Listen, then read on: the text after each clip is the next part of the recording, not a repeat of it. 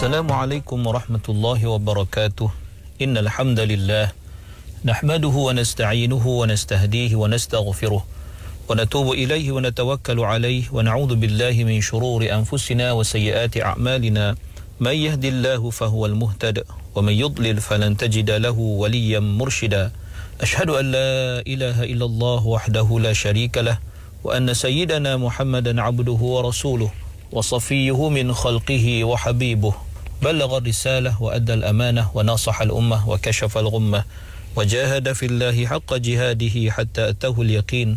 Allahumma salli ala sayyidina Muhammad wa ala alihi wa sahbihi wa barik wa sallim, amma ba'd. Muslimin muslimat, sahabat pendengar Ikiman dirahmati Allah, marilah sama-sama kita rafakkan kesyukuran kehadrat Allah Subhanahu wa taala di atas segala nikmat yang Allah Ta'ala kurniakan kepada kita, terutamanya nikmat iman dan Islam. Dan marilah sama-sama kita bersyukur dengan mentaati segala perintah Allah, melaksanakan segala suruhannya dan menjauhi segala larangannya. Mudah-mudahan Allah Subhanahu wa Ta'ala sentiasa memberikan taufik dan hidayah kepada kita, menerima segala amal ibadah kita, mengampunkan segala dosa, kesalahan dan kesilapan kita, dan mudah-mudahan Allah golongkan kita dalam kalangan hamba-hambanya yang bersyukur. Muslimin muslimat yang dirahmati Allah, kita berada pada ayat yang ke-159 daripada suratil An'am. Allah berfirman, A'udzu billahi minasy syaithanir rajim. Innal ladzina farraqu dinahum wa kanu syi'an lasta minhum fi syai'. Innama amruhum ila Allah thumma yunabbi'uhum bima kanu yaf'alun. Yang bermaksud bahawasanya orang-orang yang mencerai-beraikan agama mereka dengan perselisihan-perselisihan yang berdasarkan hawa nafsu, dan mereka menjadi berpuak-puak, tiadalah engkau terkait sedikit pun dengan dalam perbuatan mereka. Sesungguhnya perkara mereka hanya terserah kepada Allah. Kemudian ia akan menerangkan kepada mereka pada hari kiamat kelak apa yang telah mereka lakukan dan membalasnya. Muslimin muslimat yang dirahmati Allah Subhanahu wa ta'ala, Allah menjelaskan di dalam ayat ini tentang beberapa keadaan mengenai kumpulan-kumpulan yang sesat secara umum. Mana Allah berfirman, Innal ladzina farraqu dinahum wa kanu syi'an lasta minhum fi syai'. Bermaksud sesungguhnya orang yang memecah belahkan agama mereka kerana mereka berselisih faham tentangnya, sedangkan mereka bernaung di bawah agama yang sama, dan mereka jadikan ia sebagai suatu yang mengikuti hawa nafsu mereka dan pelbagai aliran yang mereka anuti. Wa kanu syi'a, dan mereka menjadi kumpulan-kumpulan dan aliran-aliran yang setiap satunya mengikut pemimpin masing-masing berdasarkan kehendak hawa nafsu, berdasarkan kecenderungan dan kepentingan yang mereka ingin dapatkan tanpa melihat kepada kebenaran. Seterusnya Allah berfirman, lasta minhum fi syai'. Bermaksud sesungguhnya engkau ya Muhammad sallallahu alaihi wasallam bebas ataupun tiada kaitan dengan apa yang berlaku kepada mereka, iaitu perpecahan yang berlaku yang menyebabkan mereka terpecah kepada pelbagai aliran yang batil. Ataupun tidaklah engkau ya Muhammad bertanggungjawab untuk memberikan hidayah kepada mereka atau mengajak mereka kepada tauhid, kerana hati-hati mereka telah tertutup rapat untuk menerima atau menyahut sesiapa pun yang ingin berdakwah atau mengajak mereka kepada petunjuk. Innama amruhum ilallah, sesungguhnya urusan mereka ataupun apa yang berlaku kepada mereka itu terserah kepada Allah Subhanahu wa ta'ala. Dialah saja yang menguruskan keadaan mereka itu berdasarkan kebijaksanaannya, kebijaksanaan Allah Subhanahu wa ta'ala. Dan janganlah engkau ya Muhammad merasa bimbang dan merasa gusar tentang hal itu, kerana sesungguhnya Allah Subhanahu wa ta'ala Maha mengetahui tentang apa yang mereka lakukan. Muslimin muslimat yang dirahmati Allah, kemudiannya Allah berfirman lagi, thumma yunabbi'uhum bima kanu yaf'alun, dan kemudiannya Allah Subhanahu wa ta'ala memberitahu kepada mereka dan menjelaskan kepada mereka pada hari kiamat nanti tentang apa yang mereka dahulu lakukannya ketika di dunia berupa dosa-dosa dan kejahatan-kejahatan, dan pastinya Allah juga akan membalas segala yang mereka lakukan itu, apa yang berhak mereka terima berupa hukuman dan berupa apa juga balasan terhadap perbuatan mereka. Muslimin muslimat yang dirahmati Allah, ayat ini bersifat umum, meliputi sesiapa sahaja yang meninggalkan pengajaran Islam, yang meninggalkan syariat Allah Subhanahu wa taala, sama ada dalam kalangan musyrikin ataupun dalam kalangan ahlul kitab.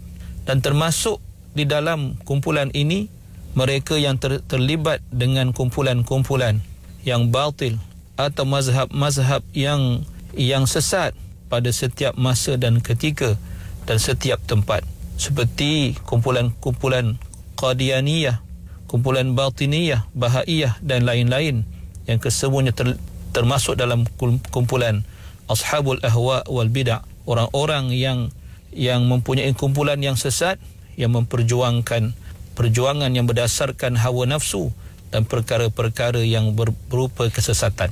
Muslimin muslimat yang dirahmati Allah, sesungguhnya as-siratal mustaqim, itu jalan yang benar, itu ialah apa yang dibawa oleh para rasul yang diutuskan oleh Allah Subhanahu wa taala, iaitu mengajak manusia kepada hanya menyembah kepada Allah semata-mata dan berpegang dengan syariat rasul yang diutuskan. Dan apa juga yang menyalahi syariat tersebut, maka ia merupakan kesesatan, kejahilan, pandangan akal semata-mata dan hawa nafsu.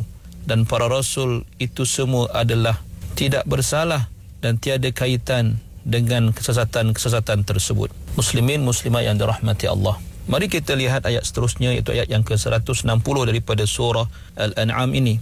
Allah berfirman, A'udzu billahi minasyaitonir rajim. Man jaa'a bil hasanati falahu 'ashru amsalha wa man jaa'a bis sayyi'ati fala yujza illa mithlaha wa hum la yuzlamun. Yang bermaksud, sesiapa yang membawa amal kebaikan pada hari kiamat, maka baginya balasan 10 kali ganda daripada kebaikan yang sama dengannya. Dan sesiapa yang membawa amal kejahatan, maka ia tidak dibalas melainkan kejahatan yang sama dengannya, sedang mereka tidak dizalimi walau sedikit pun. Muslimin muslimat yang dirahmati Allah, seterusnya Allah Subhanahu wa taala menjelaskan kepada kita betapa Allah menyantuni hamba-hambanya, betapa Allah mengurniakan pelbagai nikmat dan rahmat kepada hamba-hambanya, dan ia merupakan suatu penceritaan berkenaan dengan balasan yang Allah Subhanahu wa taala berikan. Dan Allah berfirman, Man jaa'a bil hasanati falahu 'ashru amsalha. Bermaksud barang siapa yang membawa pada hari kiamat amal-amalnya yang baik, amal-amalnya yang salih, maka Allah membalas baginya 'ashru amsalha, 10 kebaikan yang serupa dengannya, sebagai suatu kurniaan, limpah rahmat, kasihan belas daripada Allah Subhanahu wa taala. Berkata sebahagian ahli tafsir, ia seumpama seseorang yang membawakan hadiah kepada seorang raja segugus anggur yang diberikan kepada raja tersebut dengan sesuatu yang selayaknya dengan kedudukan raja itu, dan bukannya nilai anggur itu, manakala 10 kali ganda itu atau 10 kali balasan itu adalah yang paling kecil atau yang paling minima, sedangkan terdapat nas-nas yang lain yang membawakan ataupun yang menyatakan adanya balasan dengan 70, adanya balasan dengan 700, bahkan ada balasan bighairi hisab, tanpa sebarang pengiraan. Maka kerana itu dikatakan yang dimaksudkan dengan 10 kali ganda itu hanyalah untuk menjelaskan banyaknya, bukanlah untuk menentukan bilangan yang tertentu, iaitu 10 itu. Muslimin muslimat yang dirahmati Allah, seterusnya Allah berfirman, wa man jaa'a bis sayyi'ah, dan barang siapa yang datang bertemu Allah membawa amalan-amalan yang buruk, fala yujza illa mithlaha, maka dia tidaklah dibalas dengan suatu balasan yang dijanjikan, melainkan dengan ataupun dengan bilangan yang sama dengan hukuman tersebut. Jika satu kejahatan, maka dibalas dengan satu pembalasan atau satu hukuman, dan ia tidak digandakan seperti mana dalam hal perbuatan ataupun amalan yang saleh yang disebutkan tadi. Wa hum la yudlamu, dan mereka juga tidak dizalimi, iaitu tidak dizalimi dengan dikurangkan pahala atau balasan baik, dan tidak dizalimi dengan ditambahkan hukuman yang sepatutnya mereka terima. Kerana sesungguhnya Allah Subhanahu wa taala tidak akan dan tidak pernah menzalimi sesiapa jua pun. Muslimin muslimat yang dirahmati Allah, terdapat banyak hadis Rasulullah sallallahu alaihi wasallam yang menyokong makna ayat yang sedang kita bicarakan ini. Di antaranya diriwayatkan oleh Imam Bukhari dan Muslim daripada Abu Hurairah radhiyallahu anhu bahawa Rasulullah sallallahu alaihi wasallam, Allah Subhanahu wa taala berfirman, sekiranya hamba-Ku berkeinginan untuk melakukan suatu keburukan, maka janganlah engkau menulisnya, ataupun janganlah engkau menulis atau mencatat keburukan itu lagi, sehinggalah ia benar-benar mengerjakannya. Dan sekiranya dia melakukan perbuatan buruk itu, maka tulislah dengan bilangan perbuatan yang dilakukan.